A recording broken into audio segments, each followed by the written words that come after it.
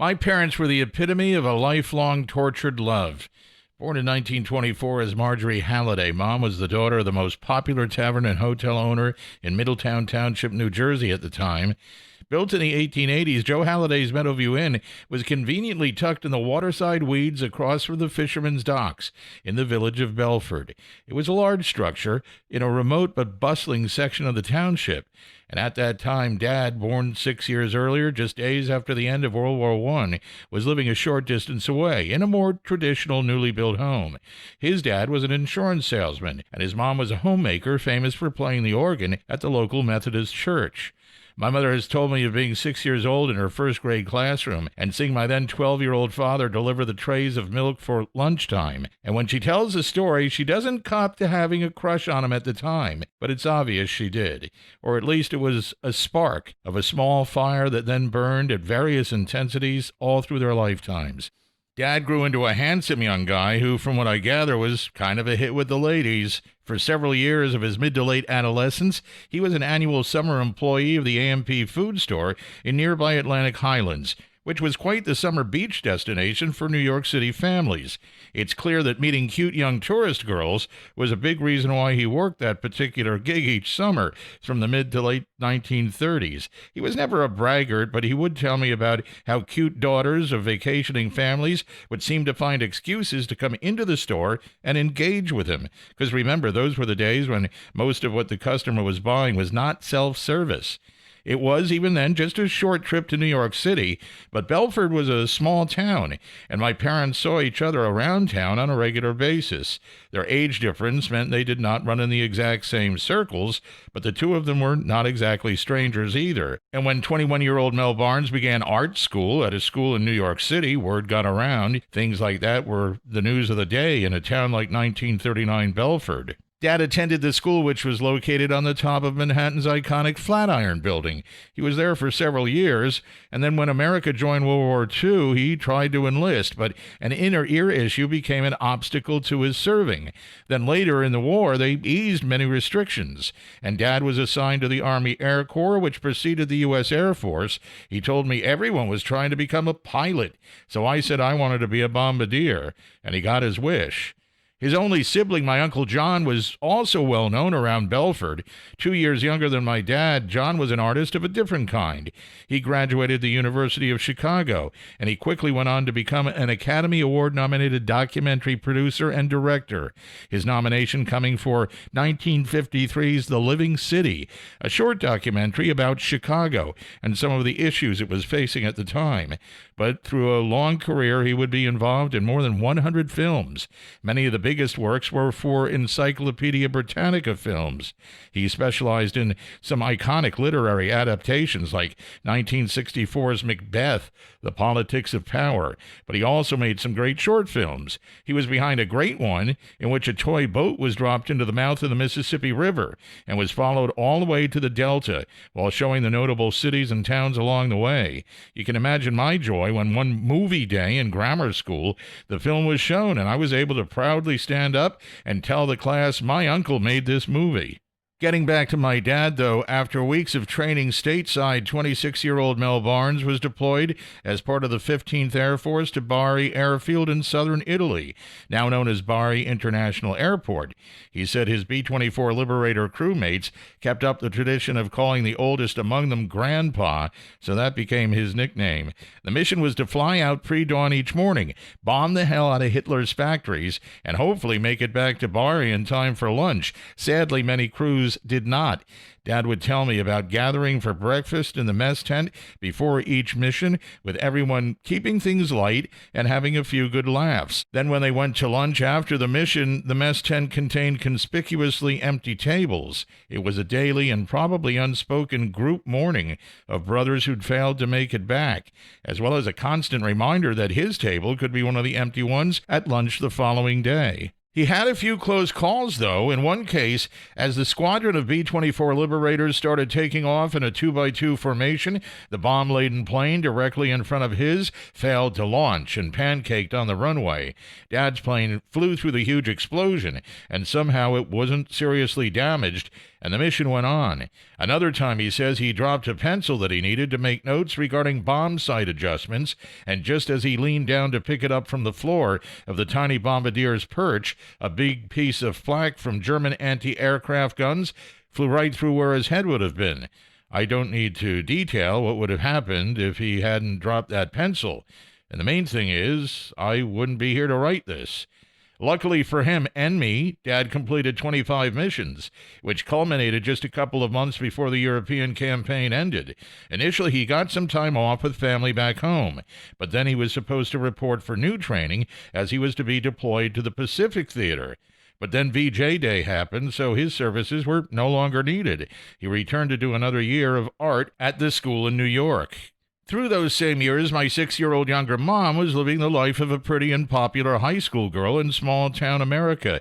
She was a top-flight student, a beautiful soon-to-be woman, and a boy magnet from what I've gathered. As a good Catholic, she was not giving it up before marriage, but even relatives, including my grandmother, told me that it only made the boys want her more.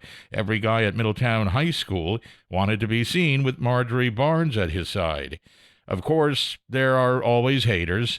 Mom told me many times about how some in town looked down on her because she was the child of a tavern owner, the girl from the other side of the tracks, so to speak.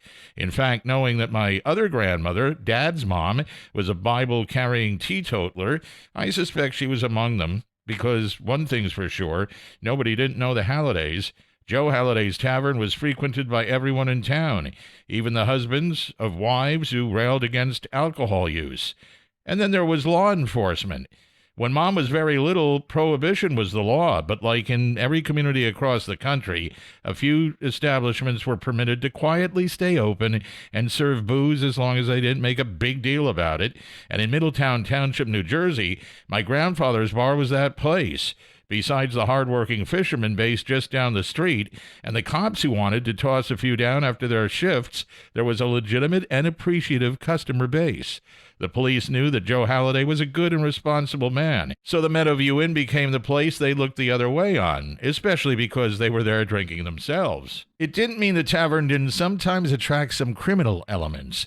After Prohibition ended, my mother and grandmother had a brush with a true mob boss. In 1936, just months before his high-profile arrest, Charles Lucky Luciano and some of his boys dropped by. As my mom tells it, Lucky himself got tipsy while looking for the men's room and mistakenly wandered up a staircase into the owner's quarters of the building, coming face-to-face with my 12-year-old mother and my grandmother. They immediately did what anyone would do, advising him he was off course, so he reversed course, but not before making some sort of remark to my grandmother that by today's definition would be a case of sexual harassment. What's funny is, when my mom first told me the story, she was quick to add, "Your grandmother forgave him because she knew he was drunk. Of course, he was also a freaking mob boss." Too funny. When WW2 ended, Dad came marching home, and as veterans of that righteous war were back then, he and others in the town who had served were heroes and celebrities. It only raised his reputation around Belford as quite the eligible bachelor, and my mom, who had gushed over him way back when she was 6, fell into his circle of friends. My dad, the incredible artist, painted a brilliant watercolor of my mom from sheer memory after one of their first adult meetings. By the way, it hangs in my bedroom today, and shortly thereafter their romance began and caught fire quickly. Marge and Mel married in 1949, but that was not smooth either. My dad never liked organized religion, so he was livid when his Catholic fiancée wanted to be married in her lifelong parish. As a Methodist, surely because of how his parents raised him, the church required that he convert to Catholicism. He vocally refused, and it rapidly became a huge challenge to his relationship with Mom. In the end, they were allowed to be wed in the rectory of the church rather than the nave, and only because Dad agreed to sign a document pledging that any children they had would be raised Catholic. It only made my father angrier about the concept of organized religion, something he carried through the rest of his life. Once the awkward ceremony ended, though, the party was big time. I've seen the photos. They and their invited guests celebrated at the foremost hotel and restaurant in the county, the Molly Pitcher Inn. I can only imagine what my grandfather paid. Located in Red Bank, it remains a bustling place all these years later, by the way. It always makes me smile when I visit the area and pass by it. And in fact, it's a thread in the tapestry of our lives. When I was a child, through my young adulthood, my folks and I would regularly go there for dinner. And when things cooled in my parents' romance years later, it was my dad's go-to place when he got out of the house and wanted a couple of drinks. The newlyweds, though, got a nice apartment 2 stories above Miller's Shoe Store in Red Bank, then a couple of years later relocated about 3 blocks away to a Tudor-style apartment building across from the Red Bank post office. My mom always tells the story of the first time they had guests over at that address.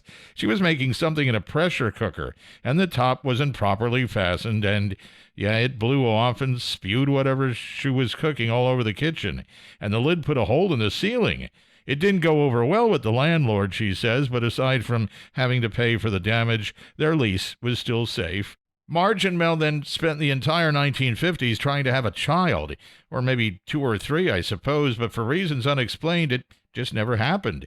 Dad would later joke that it sure was lots of fun to try. Knowing my mom, I believe she was primarily driven by the desire to just be a mother, rather than desires of that other kind. But as I say, it wasn't happening, and at the same time, Dad's career was starting to gel. Having graduated that art school in 1945, as he went back after the war, he was dreaming of becoming an artist by profession. He wanted to create paintings, both watercolor and oil, to sell to feed the family. Actually, he could do anything on the spectrum: watercolor, oil, charcoal drawings, architectural renderings, pastels, cartoons, anything. He did it all. As young artists often end up discovering early on, art doesn't always pay those bills, so I suspect with a fair amount of input from my mother, he focused his skills and talents on more commercial endeavors, and by the mid-1950s, he was the main source of every rendering for high-profile projects in central New Jersey. He was able to read architectural blueprints and see what the structure would look like. Sometimes even his clients didn't really know what their buildings would actually look like until Mel Barnes read the plans and did the rendering. As a result, he got the lion's share of business in that realm, doing renderings for, well, the expansion of Riverview Hospital, where, by the way, I would later be born, and a Monmouth County government office building, and numerous other well-known projects in the region. And that led to overtures from every home builder in the rapidly growing area. He did renderings of homes for their brochures, and he got a contract from Shell Oil to do renderings of every new service station they were building on the New Jersey shore. Once I was around, and he was still doing such things, I was always so proud to read the Red Bank Register or the Asbury Park Press and see big stories featuring his work with the caption, "This is an artist's conception of the proposed new hospital wing as done by Mel Barnes." As his career continued, he also became famous for designing company logos. His first claim to fame in that space was doing the logo for the New Jersey Natural Gas Company. It led to the company hiring him as its full-time art director in 1958. He worked in the natural gas building in downtown Asbury Park. And a few years later, when the energy crisis hit in the late 60s, they were giving him less to do, but since they always allowed him to freelance anyway, they worked out a deal where he got an office in the same building for reduced rent, as long as he kept doing anything that they needed in the way of graphic arts. Well, but I'm getting ahead of myself, so back to 1958. Little Silver, New Jersey was, until around that time, 60% farmland. But as happened in countless American towns just about that time, especially those located within commuting distance of a big city, the farms got leveled, and instead they sprouted houses. My parents purchased a split-level home in the Sunnyside development of Little Silver in early '58. It hadn't even been built yet. They took occupancy in 1959. Through it all, they were 10 years into marriage and still hadn't produced a child. My mom says she was finally told by a friend to pray to St. Christopher. She thought, isn't he the patron saint of travelers? But she went ahead and followed the advice. And I was born on March 26, 1960. And that's how I got my name.